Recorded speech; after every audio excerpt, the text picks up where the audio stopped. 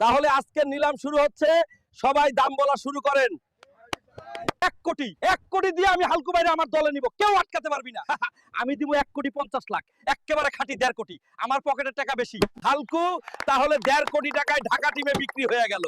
এবার পাতলা খানকে কে নিতে চান, দর হাঁকা শুরু করেন। 100 টাকা, মাত্র 100 টাকা হলে পাতলা খানকে আমি আমার দলে নিতে চাই। আমি দিব 500 টাকা, 500 হলে পাতলা খানকে আমার দলে দিয়ে দেন। বন্ধুরা, এইমাত্র ব্রেকিং খবর, বিপিএল এর নিলামে হালকুকে 1.5 কোটি টাকায় কিনলো ঢাকা টিম, আর পাতলা খানকে মাত্র 100 টাকায় কিনলো নোয়াখালী টিম। হালকু ভাই, এত টাকায় বিক্রি হয়ে কেমন লাগছে?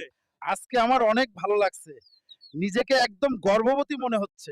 পাতলা ভাই, এত কম টাকায় বিক্রি হয়ে কেমন লাগলো? হও রে ভাই, আজকাল ভালো জিনিসের আর দাম নাই, এইটাই জীবন। তো বন্ধুরা, পরের পার্ট দেখতে চাইলে অবশ্যই কমেন্ট করো, পরের পার্টে দুইজনের আসল লড়াই দেখা যাবে। আর আমি আজকের মতো চলে যাচ্ছি, চুদিলংপং টিভির সাংবাদিক আবুল।